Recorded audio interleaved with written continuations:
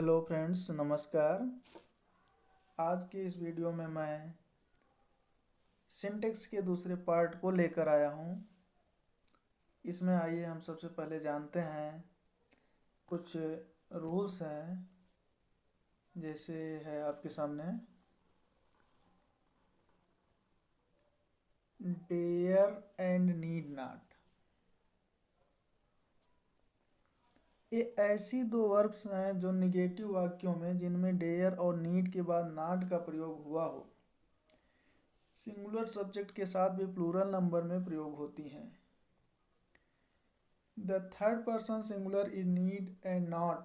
Needs just as there is used for dares provided it is followed by a negative. Nesfield ने इस परिभाषा को दी है।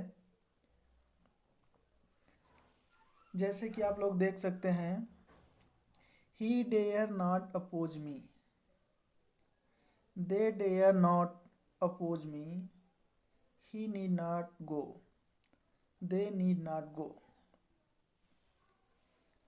Note, ये डेयर या नीड अफर्मेटिव वाक्य में प्रयोग होते हैं, अर्थात इनके बाद नॉट नहीं आता है, तो उपयुक्त नियम के अंतर्गत सिंगुलर सब्जेक्ट सिंगुलर और प्लूरल के साथ प्लूरल नंबर में ही प्रयोग होते हैं।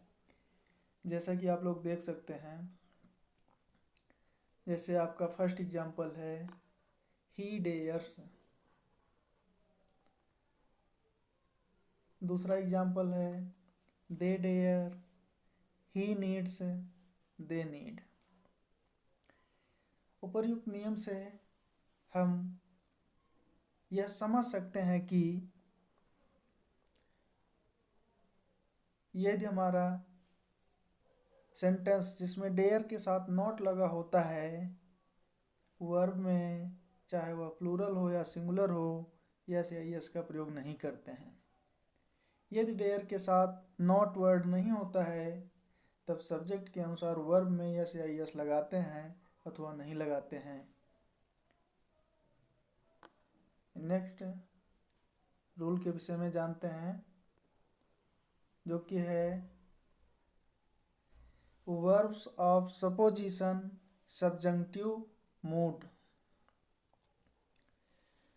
उपर्युक्त नियम 1 का दूसरा अपवाद एक्सेप्शन यह है कि जिन वाक्यों में कोरी कल्पना या असंभव आशा, अभिलाषा या शर्त, होप, विश, कंडीशन का भाव हो, तो उनमें भी सिंगुलर सब्जेक्ट के साथ प्लूरल वर्ब का प्रयोग होता है। जैसा कि आप लोग देख सकते हैं, जो काम इम्पॉसिबल होता है उसमें हमारी हेल्पिंग वर्ब भी चेंज हो जाती है। जैसा कि पहला एग्जांपल आपके सामने है। First example, if I were a bird, जो कि ह्यूमन बींग्स के लिए बर्ड होना ये इम्पॉसिबल चीज़ है। सेकंड एग्जांपल है were I a king. Next, how I wish she were here. Next, if I were you I would do it. ये सारे एग्जांपल्स दिए गए हैं। नेक्स्ट एग्जांपल है he behaved as if he were our master. अब तीसरे नियम के विषय में जान लेते हैं। हमारा तीसरा नियम है वर्ब्स ऑफ विश ब्लेसिंग। तीव्र आशा, अभिलाषा या आशीर्वाद के भाव में भी सिंगुलर सब्जेक्ट के साथ प्लूरल वर्ब प्रयोग की जाती है। ग्रामर में इसे verb in the subjective mood कहा जाता है। इसका प्रचलन अब केवल कुछ ही वाक्यों तक सीमित रह गया है। जैसे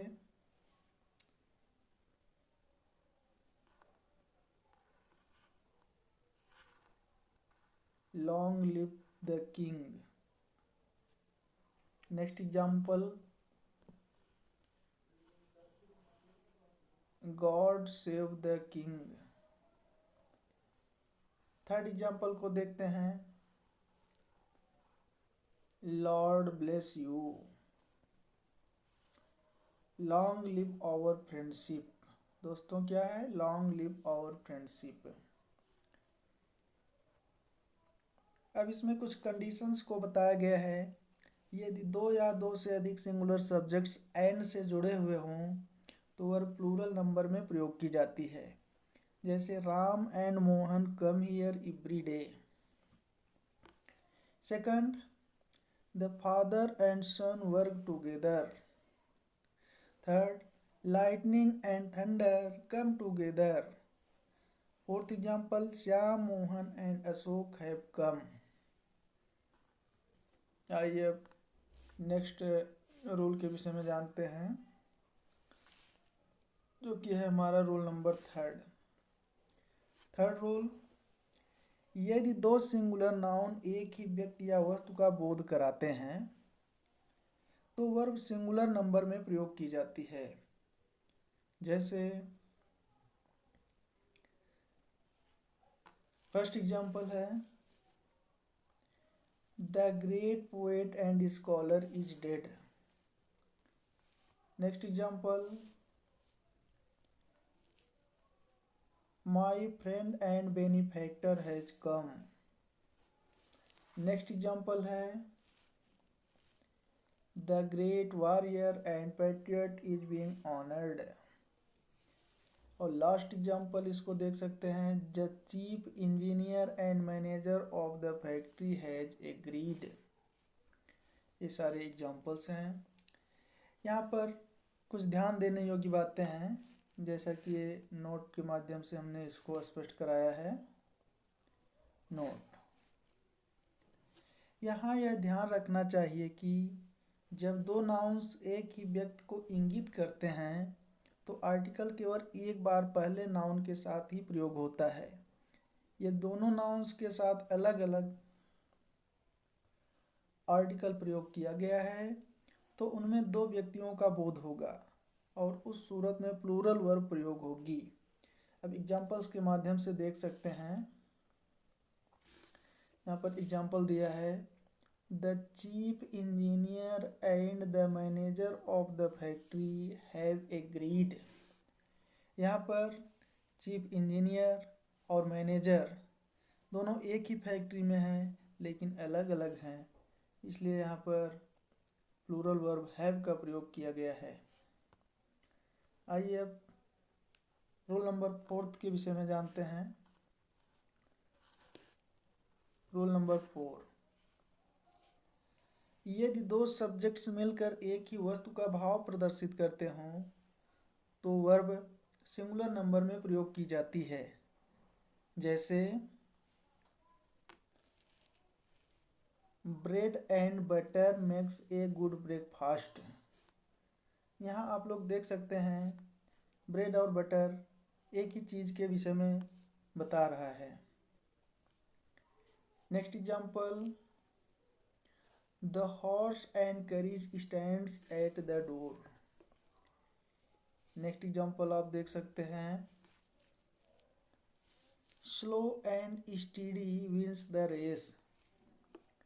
और लास्ट एग्जाम्पल है, early to bed and early to rise makes a man healthy wealthy and wise. ये सारे एग्जाम्पल हैं। अब आइए रूल नंबर 5 पर फोकस डालते हैं। रूल नंबर 5, यदि दो या दो से अधिक सब्जेक्ट्स में पहले ईच या इब्री आया हो तो सिंगुलर वर्ब प्रयोग की जाती है। याद रखना चाहिए कि ईच या इब्री सिंगुलर नाउन के साथ ही प्रयोग होते हैं। किसके साथ प्रयोग होते हैं? सिंगुलर नाउन के साथ। एग्जाम्पल के माध्यम से आइए समझते हैं। जैसे each boy and girl has to go. And लगा हुआ है लेकिन ईच लगने के कारण यह अलग अलग का बोध करा रहा है, इसलिए सिंगुलर वर्ब का प्रयोग किया गया है। Next, every man women and child was glad. Every man women and child was glad.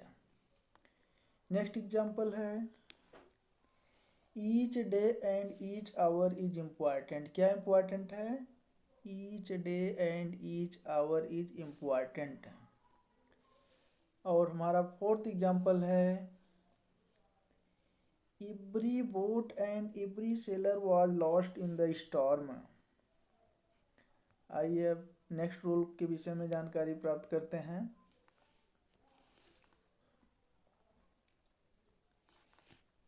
Rule number 6।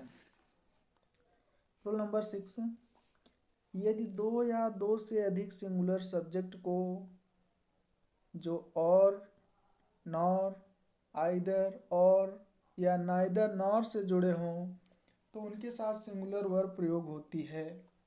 जैसे आइदर राम और श्याम इज कमिंग टुडे। क्या है? आइदर राम और Shyam is coming today. Next example है neither he nor I was there. इस तरह से और भी एग्जाम्पल्स हैं, जैसे neither food nor water was available there. और हमारा फोर्थ और लास्ट एग्जाम्पल है नो बॉय और girl was present on the field.